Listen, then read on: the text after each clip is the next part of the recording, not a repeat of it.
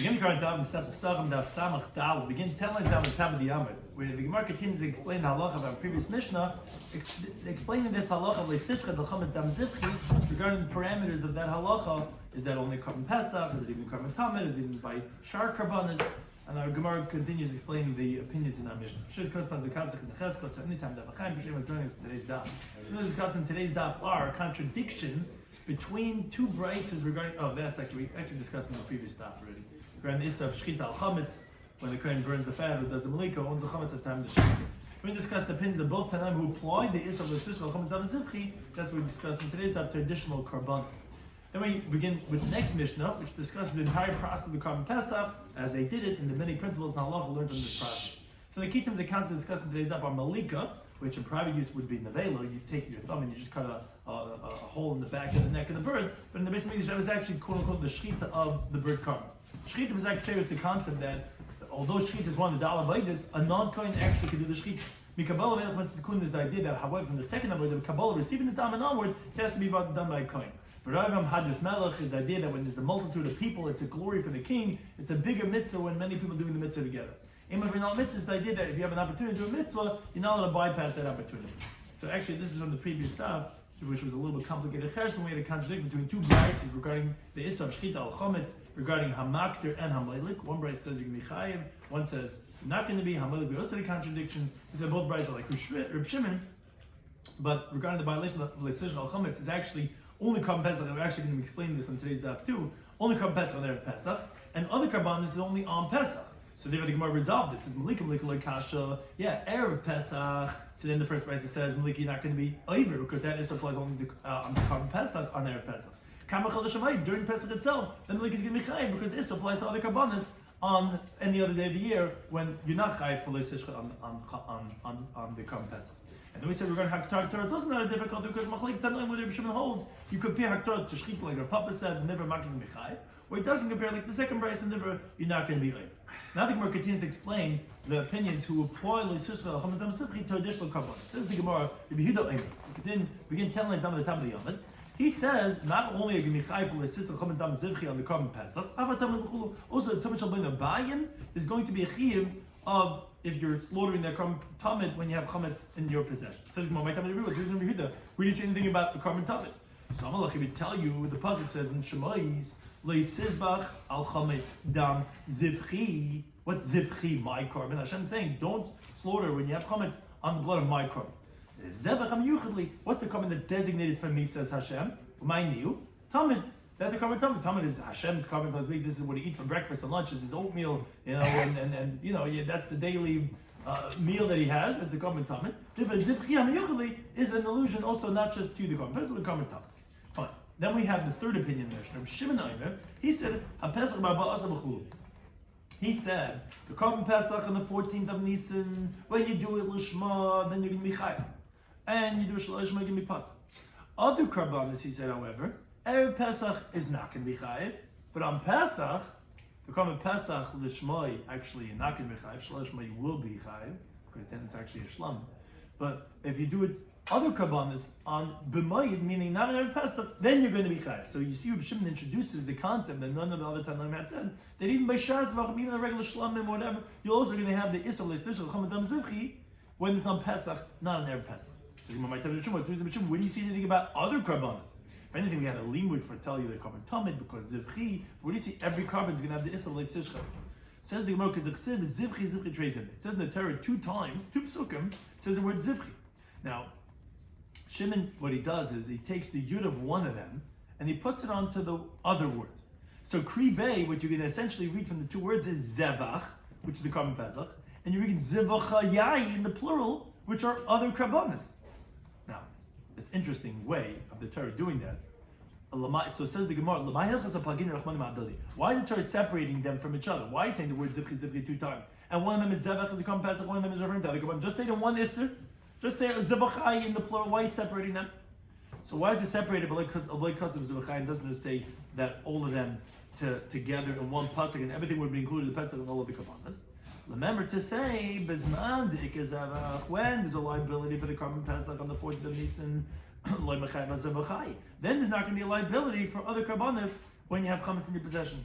But Bismanda, like example, when you don't have the Isra of Korban Pesach, which is because Korban Pesach is only Chayiv on Erev Pesach, that's when it's only viable. Other days of the year, on Pesach itself, you're not going to have.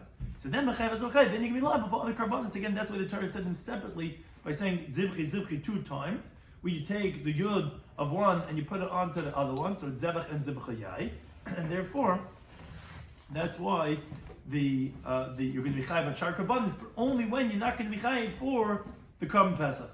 And that's how it explains the halacha that he says in our Mishnah. Now, then the Mishnah continues and says, Ubamayid, now on Yom Tov itself, so the Korban Pesach, Lishmai Pater, if you do it for the L'Shem Korban Pesach, you're going to be Pater. And if you do it Shaloi Lishma, then actually you're going to be chayiv. And the reason why we explained the Mishnah was because, and what's called Shchita HaRu'iyah, Shchita She'en Ru'iyah. A Shchita She'en Ru'iyah is not considered a Shchita. So when you do it Lishma on Pesach, you actually Pater, because the Korban Pesach is not fit to be done on Pesach. It's only fit on Erev Pesach. So that's actually Shchita She'en Ru'iyah. But if you do it Shaloi Lishma, it's actually going to be kosher. It's actually going to be considered a Shchita Ru'iyah. So, but one thing the Gemara asks is follows. Taima, it sounds like from the Mishnah that the reason is the Shaloi Lishma. If you did it Shaloi Lishma, if you said when you brought the Korban Pesach on the Cholamoid, and you said, you know what, this Korban Pesach, I want to bring like a shlama. So then we said you're going to be chayiv because, yeah, you're bringing it a shlama. Actually, it's fit to be a shlama. It's actually going to be a shchit ru'iyah. But hastama pater, this is the main point of the Gemara's question. But it sounds like, but let's say you didn't specify. Then you're going to be pater from leisish. Like you're going to say, as long as you didn't uproot the title of Pesach, it's a Pesach. And when you shech the Pesach on Yomei Sashana, which is any other time but the afternoon of the 4th of Nisan, it's going to be possible. And the shchit she'en ru'iyah. So on that says the Gemara, why is that? Pesach b'Yomei Sashana, because Pesach on any other day of the year, shlamam, it's a shlamam.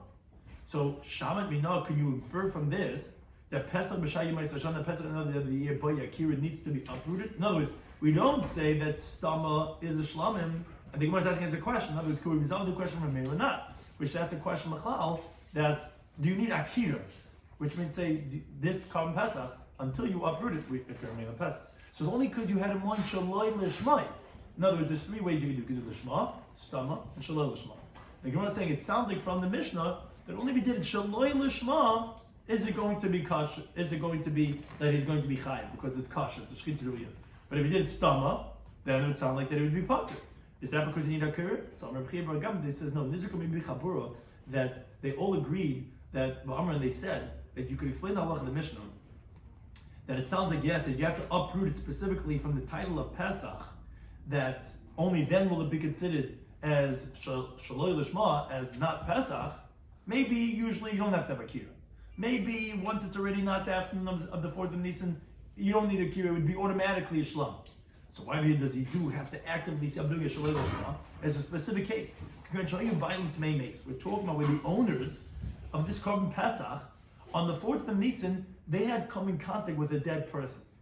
When they dachal the Pesach Sheni, they're getting pushed off to the Korban Pesach by Pesach Sheni on the 4th of the year. The Stamei L'Shon Pesach, that Pesach is we're presuming that it's going to be Pesach, and that's why it needs Akir. In other words, the regular Korban Pesach that's left over, of course it's not a Pesach. I don't have to uproot it. Versteht sich.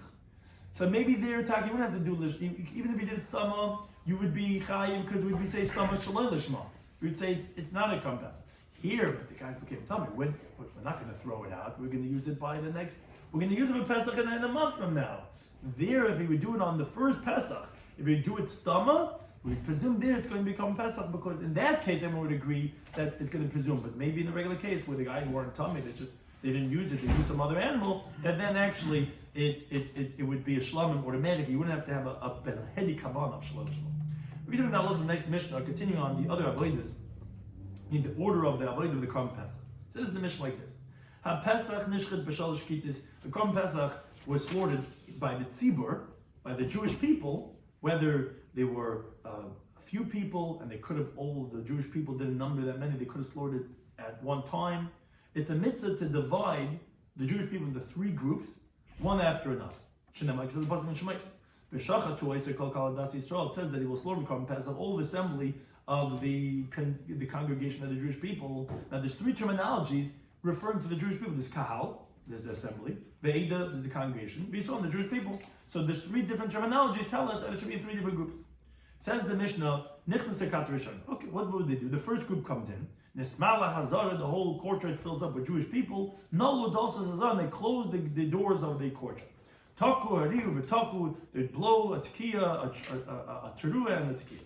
HaKahanim Oimdim Shur, they come would stand in rows, Ubi Yedeim Bezichi Kesem Bezichi Zav in their hands. They had these large spoons of silver and of gold to receive the dam of the karbanis. Shura Shukul Kesem, the road that's all silver is silver. Veshur Shukul Zav, the road that's all gold is all gold. And we're going to explain why do they have a row specifically of gold, and the one that's silver has to be the whole row is silver. And they wouldn't mix the rows, one row of gold, one row of silver. And these spoons, these bowls that they were holding, didn't have any bottoms, meaning it wasn't wide on the bottom. It was rather pointy on the bottom so that you can't put it down on the ground because it's going to spill. Now, why didn't it have a bottom? Because maybe the Kahan are going to put it down on the ground until they receive the blood from the other Kahan, because there's so much going on and he's going to forget. What's going to happen is he's going to leave the spoonful on the floor, and the blood is going to congeal. It's going to turn like a solid, a jelly, and it's not going to be able to be zarek, to be able to throw it. So therefore, to prevent that, you can't put it down. You'll have to hold it. I remember once my sister bought me those cocktail glasses, that you hold it on the stick, and they said, "What's titman this way? I can't put it down anywhere." They want you to hold it and drink, right? So they also say, "Well, I don't want you to put it. I want you to that it doesn't congeal." Now, Shachar Yisrael, meaning if a non-Kohen wants to, he could slaughter the animal, because as the Gemara is going to explain, Shechita is kosher by Zarim, by non-Kohen, by Ul Karbanis. But then the Kibbutz Kohen. Then the Kohen, however, has to receive the blood in this bowl from the neck of the lamb. And then he gives it to his friend the Kohen, and then he passes it on to the other Kohen, because like we said, they're all standing in a row going up until the Mizbeach. Now, Umakabalas Amali. Now the Kohen receives the full bowl, the full spoon of blood from the one who's handing it to him, and then he gives back the empty one that came back to him from the Kohen who threw the blood. So it's like basically an assembly line, because you have a whole row from where they're doing the shchitas, they're passing. Now they have to pass back. So the way you do it is the Kohen next to you, he passes first to the full one, and you pass back to him the empty one. Now, it says the Mishnah, the Kohen that's right near the Mizbeach, right near the altar, he throws one throw of the blood, which as Rashi explains is with the spoon itself he throws it. Because spraying with your finger, there's no carbon that requires with the finger, only the carbon chatas, where it says with a bet's boy. But zrika, when it says zrika zadam, you just take the spoon in and you throw one throw, connected a side, opposite the foundation of the Mizbeach, meaning we're talking about the side of the Mizbeach that has a yisoid, a foundation beneath it, but he doesn't throw it on the yisoid, he throws it on the vertical part of the Mizbeach, but then it falls down to the yisoid. Now, why are we saying connected a side? Because the yisoid, the foundation of the Mizbeach, didn't go around the whole Mizbeach. Only on the northern side and on the western side, as the Mishnah teaches Masechtas Midas. And if we have to say connected a side, it has to be on the part of the Mizbeach that has beneath it a yisoid. Now, Yatzekat Rishayna.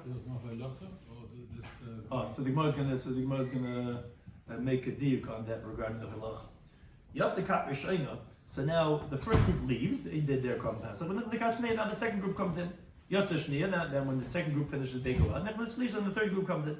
And Kamaisa Rishayna, the way the first group did it. Kamaisa Shniya, Bashlisha. That's the second group. Then the third group does it. Everything like we said up until now. And Kadar Sahal, and they would say the Hal, which Rashi says is going on all the groups. And Taisus brings that it's the Levium that they would say the Hal, but meaning all the groups they would be saying Hal. Im Gamru, meaning when they would start the Shechita, they would start saying Hal. So they would start saying the Kriya. Now, if there's many Korban Pesachs, so the time the Shechita until they finish would take a long time because there's many people saying the Shechita. So if they finished already the Hal and they're still doing the Shechita, so Shanu, they repeat a second time. Shanu. Now, if they repeat a second time and they still didn't finish checking all the Korban Pesachs of that group, so then Shalashim. Then you go ahead and do it a third time. And so do it with the second group, and so do it with the third group. Now, says the Mishnah, although really, there never was a time that they ever went and finished the Hal 3 times. And the reason that is because there were so many Kahanim, and they were so quick in the work that they did, it never happened that they had to finish Hal 3 times from the starting of the Shechita till they finished. Now, Yudam, he says actually, never was it that the third group, where there's always 3 groups, never was it that the third group, that lo higiu lahafti kishma Hashem, that they should even reach to a hafti that we say in Hal even the first time. There's very few people left in the last group. Those schleppers, they come, the let's dominion, there's very few people, so by the time they got up to, they already finished before they got up to hafti. Now, says the Mishnah, K'maseyu, the way you do a Korban Pesach b'chol in the weekday is kach masei b'Shabbos. That's the same thing you do on Shabbos. Elo, there's one exception. She'kahan medich b'sazara. The Kahan would sponge it.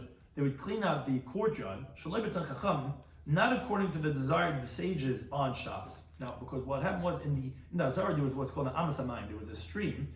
There was a canal that went through the courtyard. Now, when they wanted us to sponge it, to clean out the Azara, they would close up the hole of where the water would go out. So the water would gather, going up and up and up. And then they would go ahead and wash out the courtyard, because the floor, you obviously can't do it with this carpet, right? But the floor of the base of the Azara was marble. So then they would go ahead and open up the hole, and the water would go out. Now, on Erev Pesach, because there's so much blood over there, so many korbanos, every corner of the Azar, people are shechting animals, so they would wash it out. And the Kohen would wash it out also on Shabbos, and that was Shleb B'Tzan Chacham. Although everything you do during the week, you do on Shabbos, but this sponge that you would clean out the Azara, that the Kohen would do on Shabbos, that the Chacham would not, they didn't like that. Now, another halacha, Rabbi Yehuda says,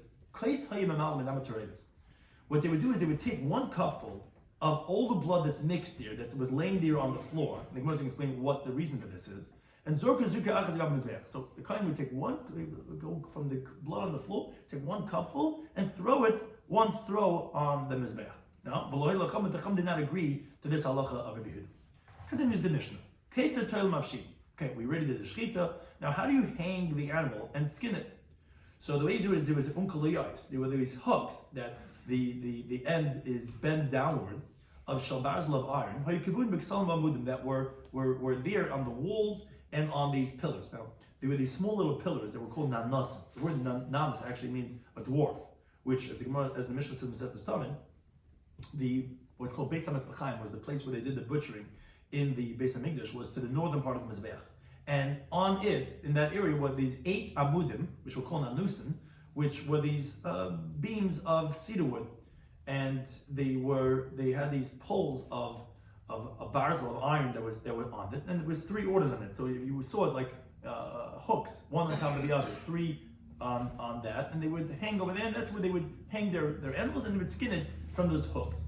Now, Shabehen Toil Mavshit, and this is where they would hang it and skin it. Now, Kol Mi She'ein Lo Mokum Litlos L'Havsha, but someone who didn't even have room to hang and to skin, right? You come to shul, they have where you hang the jackets and the hats, and whenever you come late and your spudik, there's no place to put your shtramel, right? All the hooks already taken. What do? So Maklis Daka Machalakim, they had these thin sticks that were peeled from its bark. Hayusham, they had these sticks. So what you do is you take a stick, you put the stick on your shoulder and on your friend's shoulder, but you hang the animal from the stick between the shoulders, and that's how you skin the animal. Now, Lezam, he says something interesting. He says, Yudal, you continue on base. Shachalis b'Shabbos. But let's say Erev Pesach is on Shabbos, which you cannot, the Ger says, either fix or move the sticks. The sticks are muktzah. So what do you do then?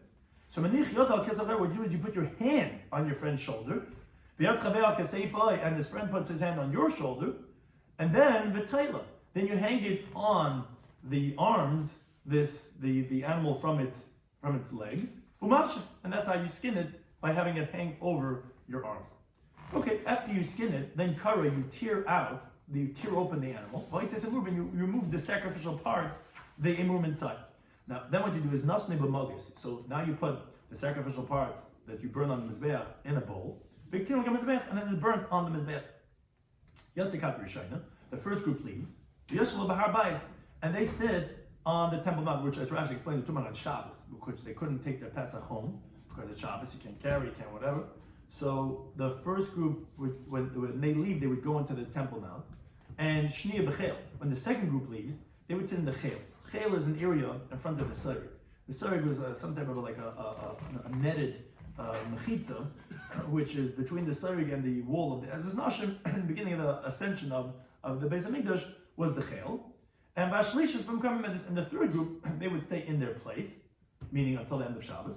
Chashich, when it gets dark, Yotzu B'Tzalas Pesachim, they would go out and they would roast their Korban Pesach. So they all had to stay there, but they had to leave the Azara. So one would go to Harbayis, and one would go a little further in, which is the Chel. So the first group would go the furthest out, second group would go a little bit out, and the third group would just stay there until the end of Shabbos, until it's Matzah Shabbos, and then they would all leave and go home and roast their Korban Pesach. Now, Amar Yitzchak, he says, Eina Pesach Nishcha, explained that first halacha of our Mishnah. Korban Pesach is not slaughtered. El Begimel Kitas Shal Shleishim Shleishim Li'adam. There has to be 3 groups of 30 in each group. My time, what's the reason? Where do you get this from? So it's based on the halacha of the Mishnah, but it's because there was a doubt in its interpretation. As we said in the Mishnah, Kahal v'Eid v'Yisrael. It says 3 different terminologies.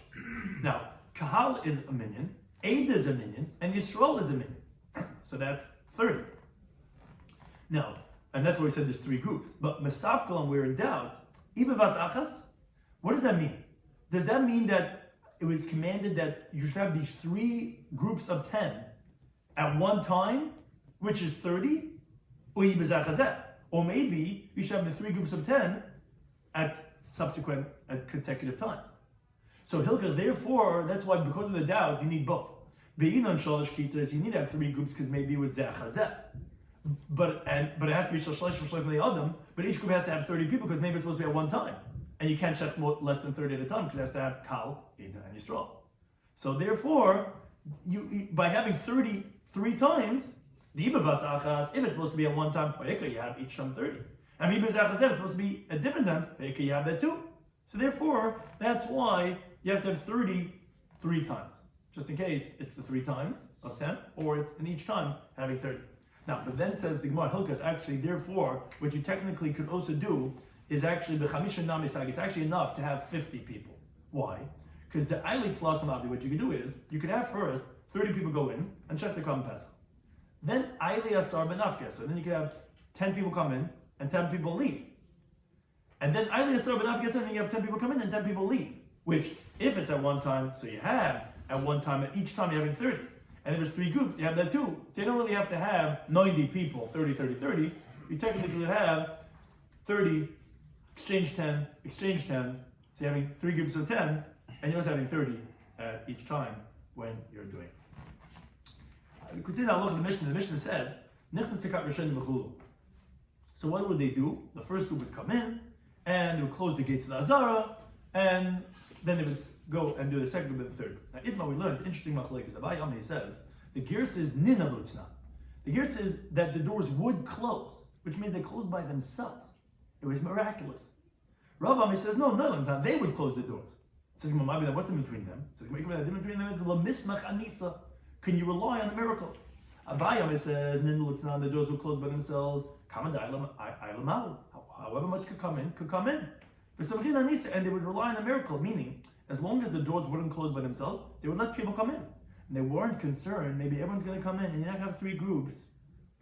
Maybe if you do it, you can be like on the halacha of having 3 different groups. Still, they were semech ananes.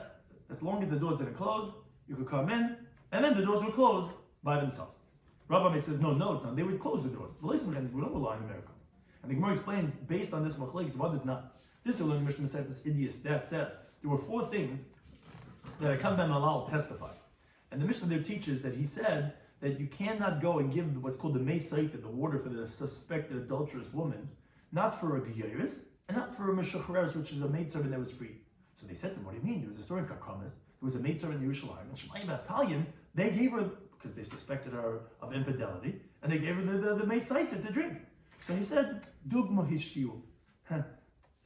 She's similar to them, therefore they gave her to drink because Shemaim Talim were gay. So it was derogatory. He was saying, okay, because for the Zelba familia, that's why he gave them. Really, it's not true. The Allah says you're not mashkes agiyers. They put him in need of let's see, talk about the Gedalim, Shemaim Talim, that Dugma Hishkiu. On that, where our Gemara continues and says, Amar Yehuda says, wait a second, Chas v'Shalom. Shakavim Malal Nesnada. Heaven forsake that was what happened. That Akam Malal, he was the one who said this, and he was put an excommunication. Can't be. She'en Azar in Ellis al Kaladim Yisrael, because the courtyards of the Beis Hamikdash were not closed, encompassing any Jewish person that was b'chachma b'yiras chet, with wisdom and with fear of sin. Kakam Malal, like Akam Malal. Meaning, on Erev Pesach, when the people, the assembly of the Jewish people was so great, and the gates were closed on the people in their Erev Pesach, there was no one with wisdom and fear of sin like a Kamal. So it can't be that. And the Mishnah goes on to explain that it was a different story. It's not, you can't say the way you said it, that he said that really can't give to drink to the Geyeris, and they gave, okay, he said, to give to them. That's not what happened.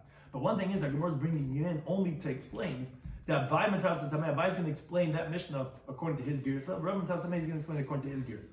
Meaning, Abai Matas Tamei, his words are Ein Bazar B'Shor Sheninala. It's just regarding a technical thing. But the Azar was not closed. I mean, there wasn't Ein Azar when it was closed.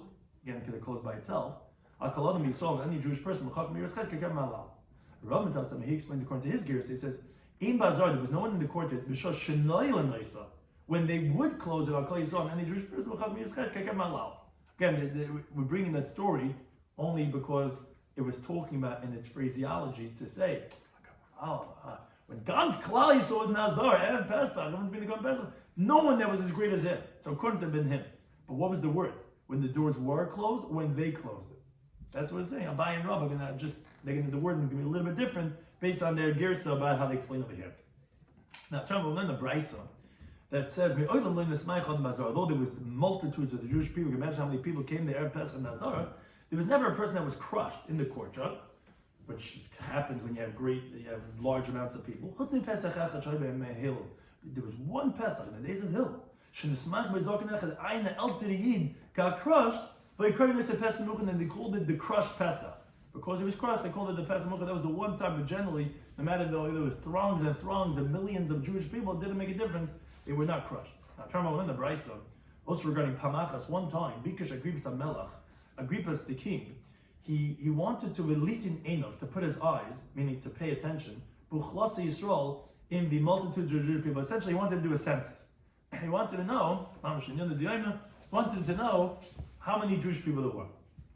Some of the Kohen Gadol, he said to the Kohen Gadol, there was a members of each Pesach. Not every group is the same amount. Right, so the Gemara is going to mention that. But at least you'll get an idea about how many, there's always frauds in the elections and in polls, but at least he'll get like a somewhat of a general number. So it says, pay attention regarding the Korban Pesach, we'll get a good feeling there. So what do?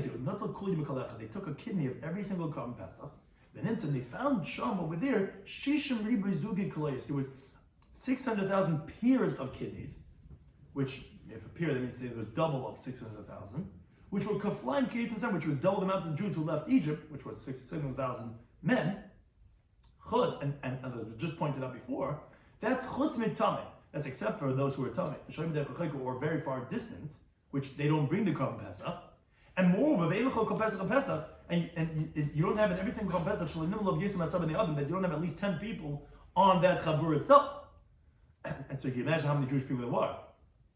So that's why it relates to the previous Gemara. We call that Pesach Ma'uchen. When there was one El Yid who got crushed, here they call this Pesach Ma'uven, the thick Pesach, because there was a multitude of people.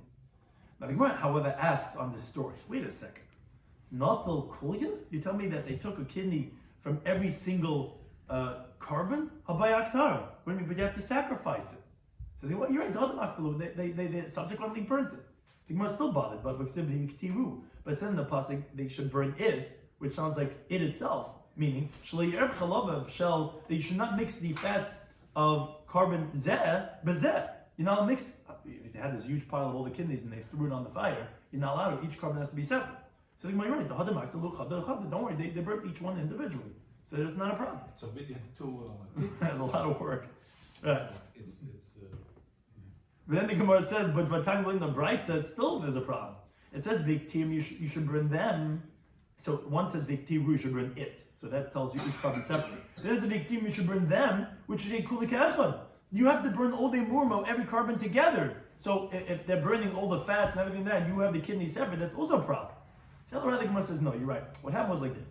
Really, Tfisa Ba'al, all they did was, they took the kidney for a moment, and they showed it to the shliach, to the agent that they appointed, the Shakal Minayu, who took the kidney from them, until they give something else. In other words, they put a bean or a rock in place of that, so they would take the kidney, hold it, put it down, put it back. So it wasn't like they put it right together with all the other things. They just took it for a moment to be able to certify that this was a real pole over here, that this was a real member, and then they went and put it back and they counted with some other form like a bean or a rock. And the Mishnah continued and said, the Kahanim would stand in rows, and the rows that had silver bowls had all silver, and the rows were all gold. We're like symmetry. Says Gemara, now my time, what's the reason why you have to have a row of silver, all silver? Says Gemara like this. If you're going to say that maybe because what's going to happen is like this. When he's going to give back the empty bowl, and he's going to get the full bowl, at times it can happen, if you're not careful to have rows just of silver, just of gold, Shakli de Dahava, what happens is that he's taking the gold one, Umayla de Chaspa, and he's getting silver, meaning he could be giving back an empty gold bowl, and now the new bowl he's getting is a silver bowl full of dam. That's called Meridin de Kedusha. Silver is lower down than gold. So you might run into a problem of getting back something less than what you gave back. Says, well, no. Then here also, Dilma Shakli Bar Masa, maybe even if they're all silver, all gold, not all silver is created equal, right? There's carats in the gold, right? Maybe you're going to take one that's worth 200. You're going to give back 200, you're going to give back 100. That's also Meridin the Kedusha. Tell the others, no, it's just more beautiful. Just the women would appreciate this Gemara. This like symmetry, nice. This row is all silver, this row is all gold, and the men is what that is. No, the Beis Hamikdash, everything, rows and rows. You see beautiful gold rows, silver rows. That's what they do like that. Why do you do all gold? What? Oh, why do they do only gold? Two tones. See, you're not. Your wife wouldn't appreciate this, yeah, right? And they didn't have on the spoons of the bowl of the blood that they would pass from one to one. They didn't have a bottom because, like I said, maybe you're going to put it down and then it's going to congeal and it's going to gel and it's not going to yak up to the spray. Which time in the Braysom, all the spoons in the Beis Hamikdash, they didn't have bottoms, like we said. The one exception was the spoonfuls of the frankincense, of the lechem upon of the showbreads that they had on the shulchan and they would put it near the bread on the shulchan. And the reason why that they had a wide bottom for the spoons of the frankincense is that because what do you usually do when you have those things that don't have a bottom? You lean it on something else. So if it wouldn't have a bottom, they would lean it on the bread. Maybe you're going to leave it over there and it's going to lean on the bread. And it's going to crack the bread. It's going to actually the lechem upon them, or like made like a box with open on two sides, and it's a very it's just a line of bread going up. And if you lean on it, it's going to crack. So therefore, there they had that had bottoms that it wouldn't crack the bread. Then the Mishnah said, "Shachan Yisrael." Yisrael would shech, and the kibul ha-koyin b'chulu, and then the koyin would go ahead and receive it, etc. Now, it says Yisrael, it's not enough that it has to be a non-koyin. What he said, the yid would shech, and then the koyin would go ahead and receive the blood. So the Gemara, no, he goofed kumashman. This won't come to teach you. The shechita is share that if Yisrael wants to, if he's a non-koyin, he could go ahead and do the shechita. But the Mishnah said the kibul ha-koyin. Then the kohen receives the blood. Says the Gemara, Hakamashman, this is what we're coming to teach you. That from Kabbalah onwards is a mitzvah with the kohen, like it says in the pasuk, B'shachat es ben habakar, v'krivu b'nei ahar. The Gemara says, what's v'hikrivu? That's the receiving of the blood, which tells you already from the Kabbalah onwards, you need to have kahan. Then the Mishnah said, you give it to your friend, and this is what was pointed out before. No, what we see from this is there's 4 avodas in the avodah of a carbon. Shchita, slaughtering, Kabbalah, receiving the blood, halacha, transporting, and zrika. So you see that transporting, even without your feet, like in this case, where you're just passing it to your friend, hav halacha is considered halacha, which is a machlekes in the end of the first pregnancy of the Bidal and the base, that the 4 avodas that says by dam, Shchita, Kabbalah, halacha, and zrika, Kabbalah and halacha we learn from Beikrivoy, which is learned out in the end of the first pregnant chagiga. Now, as Rashi explains, what is our Mishnah teaching us? That it tells us the whole way of how they would get the blood to the mizbeach. Obviously, it's teaching us this idea. Well, I have to know what that it was passed on. It's just historical. No, it's a halachic element to tell me that halacha shel regel is considered halacha. Says no, it's not a raya. Dilma hu na'id parta. Maybe he went and he moved himself a bit geshakal, he moved his legs a little bit. Maybe that fulfilled the halacha. So the Gemara says, so then again, what's the Mishnah teaching us? What's the point of if it's teaching a halacha shel regel, it's teaching us something. But if he would just move a little bit, so what are you teaching that he would pass it to his friend? Oh, no, this is what the Mishnah is teaching us. Baroi Ba'am, with the multitude of the people, Hadras Melech is the glory for the king. It was telling us that all of the Kahanim would be involved in this Avodah of the Karban Pesach, and therefore that's what it's teaching us, not regarding the halacha part, but regarding the Baroi Ba'am Hadras Melech. Then the Mishnah went on to say, Kibbulas Amali. What you would do first is you would receive the full spoon of blood, and then you would give back the empty spoon. Oh, it says to go about but the other way around, to first give back the empty one, that sounds like no. That the moment that the kohen next to you stretches his hand with the full blood one, you have to receive it first.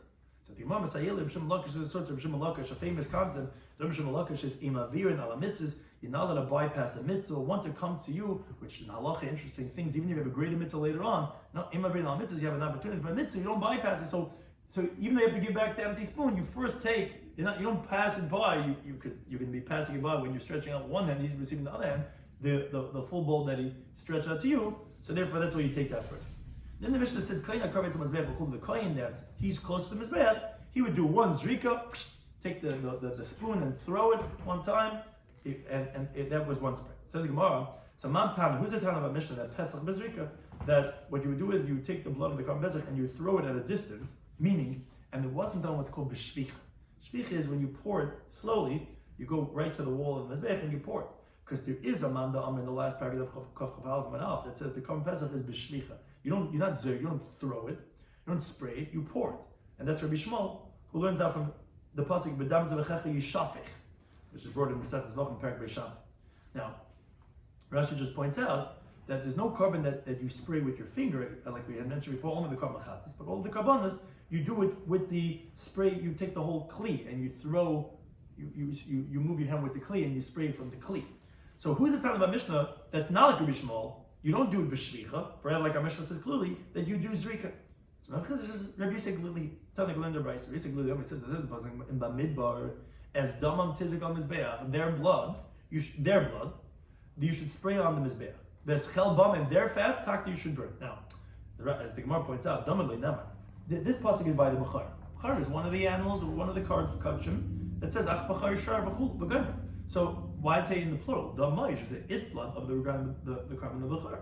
Ella damam, rather it says their blood.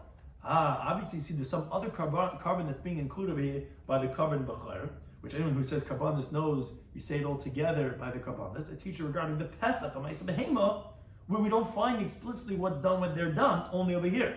So Bechar, Ma'is Behema, and Karban Pesach are all going to have that halacha that it has by the carbon, by the Bechar. So to Chelba, it doesn't say its fat, rather their fat. Limit al Bechar, Ma'is Pesach, the teacher regarding the firstborn animal, the Ma'is Behema, which is the 10th animal from your flock, and the Karban Pesach, which is what we want, the Karban Pesach, Shein Tu'unim Matan Damim, that they have to have a gift of blood. Now, what does it say over there by the Bechar? It says Tizroik. It doesn't say Tishbach. It basically says that the halacha is to throw the blood and not to pour it. And also, they remember that there is sacrificial parts, which says Chelbam, there's also sacrifice on the Mizbeach. But it says, wait a second, you haven't finished explaining. So I understand that you do Zrika, because you learn that from Bechar. How do you know it has to be, like you said in the Mishnah, Keneged Yisai, opposite the part of the Mizbeach that has a foundation? It says, because Asid Zrika, Zrika Ma'ayim. We have Xer Shabbat, where it says Zrika by Oyla, and it says Zrika over here by the Bechar, which includes the Karban Pesach. Ksevach, it says over here as Damim Tizrik on Mizbeach, it says Zrika. Ksevach says over there by the Oyla, Bezerk B'nei Anakan, Damim Mizbeach, Sabbath, it says the Kohanim will throw the blood of the Oyla on the Mizbeach all around. Oh, so Ma Oyla to Inyasai, just like the Oyla needs to, which part of Mizbeach has to be that which has a foundation. A Pesach Damim trying to say, also the Karban Pesach has to be a part that has a foundation. As the Gemara continues, Tav Sanachem and Aleph, and V'oila Gufa Menalan, and the Karban Oyla itself, how do we know that the placement of its dam has to be a place where there's a foundation beneath it, meaning excluding the eastern part of the Mizbeach or the southern part of the Mizbeach, except for one amma by the eastern part near the north, and one amma by the southern part near the west, as the Mishnah teaches in Masechtas Midas, that it eats in, it's only on two sides, but it eats in one amma on the south and on the east. But again, it has to be an area where it has your side. How do you know by Oyla that you're learning out Pesach from Oyla? Because Amakar, the pasuk says in Vayikra, which is by the Chattas of a Nasi. So it's not even talking about a Karban Oyla. It's a Nasi is when the king has to bring a Karban Chattas for an Aveira. Technically, every corner has a Yisoid. No. Because two full sides, and the other two sides has an ame, but the corner, one corner doesn't. Right. The four doesn't. So the pasuk by the king, when he brings the chatz, says the lokach hakoyim midam chatz betzboy. The kohen is going to take from the blood of the chatz with his finger, and it says v'nasla karnas mizbeach ha'ila, and he's going to put it on the corners of the mizbeach ha'ila, which is referring to the outer mizbeach in the Hazara, and it says v'zdam yishbach, and the blood you'll spill out, and it says you're going to spill it out al yisoid mizbeach ha'ila, so the foundation of the mizbeach ha'ila. Now it should have just said al yisoid mizbeach. Why does it say mizbeach ha'ila? Rather, it's coming to say to the foundation of the mizbeach is where you should make the oila. El Yisayid Mizbeach is ha'oila. The oila is brought where there's the Yisayid. You see the oila, twin Yisayid. But the oila needs a foundation, and since the oila needs, and we learn the zrika from oila regarding the Bechor, which includes the Korban Pesach, that's how we know that the Korban Pesach is also going to be by an area of the Mizbeach that has a Yisayid. Something to discuss in today's daf in Pesachim Daf Samach Dawin was halacha the Mishnah. Rabbi Yehuda said that you also chayav for this issa of chametz even for the carbon tongue. Now, how do you know this? Because it says zivchi, my carbon, which is distinct, which is the carbon tongue, which is brought every single day. It's Hashem's, so to speak, staple. Rabbi Shimon says the Pesach you're chayav on the 14th. Other carbonis you chayav not on the 14th. How does he know that? Because it says zivchi 2 times. So essentially, you're going to read it as if it says one word zevach and one word zivchayai, which the Torah is separating the two of them to tell you that when you chayiv for Pesach, you're not chayiv on other karbanos. When you chayiv on other karbanos, you're not chayiv for the carbon Pesach. Now, in the Mishnah we said that on Yom Tiv, if you do the carbon Pesach, shaloi lishma, that then you're going to be chayiv, because actually that's going to be shchit ru'uyah. Now it sounds like hastama pater. If you didn't have anything in mind, you just brought it stamazai, that then you're going to be pater. Why? Either because Pesach b'shai Yimai Sejana needs akira, so until you uproot it's still a Korban Pesach, and again Korban Pesach, when you do it l'shem Pesach, not on Erev Pesach, it's actually shchita she'en ruya, so therefore that's why you're going to be pater. Or no, we're talking about a specific case where the owners are Tamei Meis. There it's going to be stam of l'shem Pesach, because the Pesach sheni, and therefore that would require an akira, but maybe generally it does not require an akira. We went to the next Mishnah, we said that the Korban Pesach was slaughtered in 3 different groups, and we said each group had 30 people because we were in doubt if it's at one time or zeh chazeh. And therefore, each one has to have 30 people, which we said really could have 50 also, and take in 10 and take out 10 2 different times. Then we have machlekes if, does it say ninalu or noyalu, which basically came down, could you be semech on the nest? Could you, until the door is closed, you could rely on the nest, or you can't, and therefore it's up until they would actively close it themselves. Then we said there were rows of bezichi kesem involved. Why? Because it looks nicer that way. And they would throw one zrika keneged the aside, which we said that the shechita was kosher with a zar. Halacha, what did they do? Either that they shuckled a little bit, they moved a little bit, so it was halacha b'regel, or even shalai b'regel, that halacha is going to be valid. And why does the Mishnah say it? Just to tell you b'regel I'm hadris melech. And the zrika would be, as we'll explain shortly, was keneged the aside, one spray. They would say halal, and the first group would maybe have to say it 3 times. The third group wouldn't even say it even 1 time. The kahanim that would wash the azara on Shabbos was shalai b'tzan chacham. As we'll explain in the next daf, who's this chacham? Yehuda says they would fill up 1 cup of all the mixed blood and spray that 1 time on his bath. And the Mishnah also told us how would they hang the animals and skin them. Then we said, who's the town of our Mishnah holds Pesach as bezrika? As we learn from Bechayr, the Tbisei Glili, which it says over there damam, which includes Korban Pesach, which there it's bezrika. And it also requires Yisayid, because we learn zrika from Ayla. Well, it says Semes Bach Ayla, and just like Ayla requires Yisayid, so too does the Korban Pesach and Bechayr Meiser require these. I think it's any time.